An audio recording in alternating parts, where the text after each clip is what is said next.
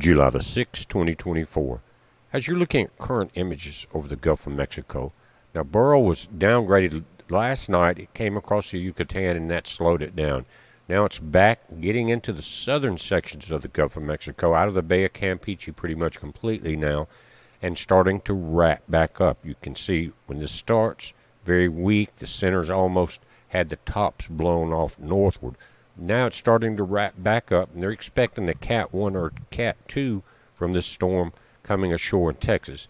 Now, the track has not been updated since this morning, but I did go ahead and plot that just to show you what we're dealing with as far as changes along the Texas coast. Let's take a look at that. Now, as the plots changed over the last couple of days, this was going to be the impact right there, guys, down in southern Texas, right in this area there. Yesterday it changed to where it was going to come up through Corpus Christi Bay. Now I've plotted the new plots, and we'll go back. I'll show you the new lines here. This is with their coordinates.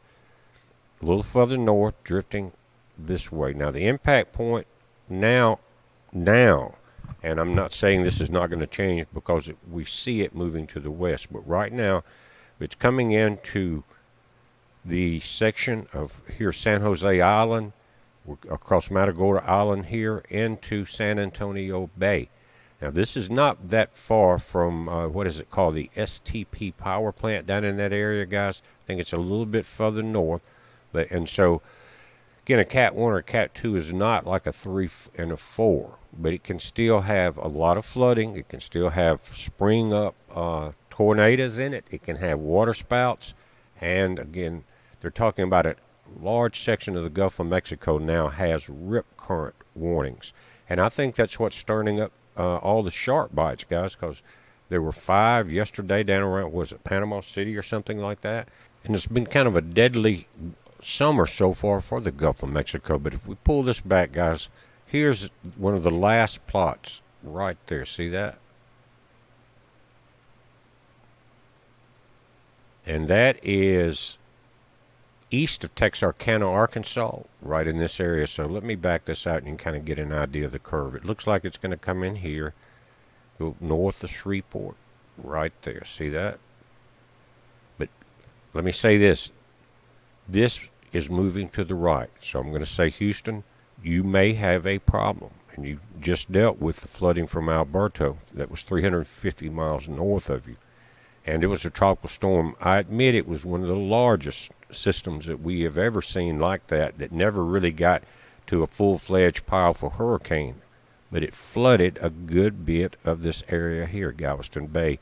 Now, as I switch the map over, I'll give you a little bit better idea of this area. It's a lot of marshland, San Antonio Bay here. But right here, and this thing is going to be moving west, is, what's it called? I think the STP power plant or something like that. Let's pull this up. STP Nuclear Support Center. You can see the big cooling towers right there and right there. See that?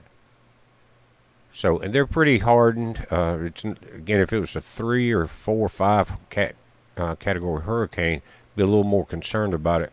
But this place could take, could get a lot of rain and wind. We'll say it like that. Cat 1 or Cat 2 coming in, this would be your northeast quadrant, anywhere between here and up into Houston. But I expect the storm to continue the slow move on each report. Now, again, it hasn't changed. This was this morning's tracking, and at the noon update, it had not changed.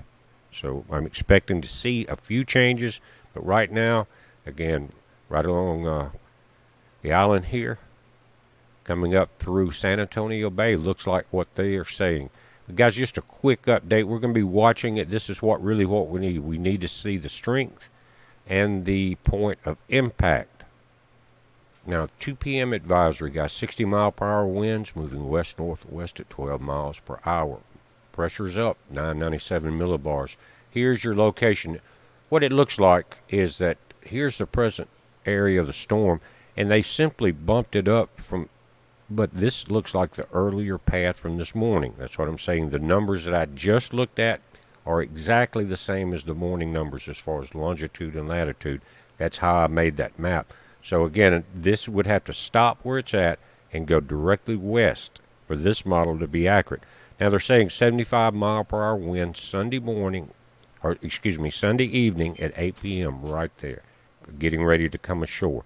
Some models are showing it about 80 miles per hour plus. We'll just have to wait and see how long it stays over this much warmer water. It looks like it's going to track again, you guys in Houston. Watch this thing, and remember the northeast quadrant, the right side, is going to be the most powerful. Expect this model to move more to the east in the next update. We're watching it, guys. You watch it. It's a heads up. Be safe.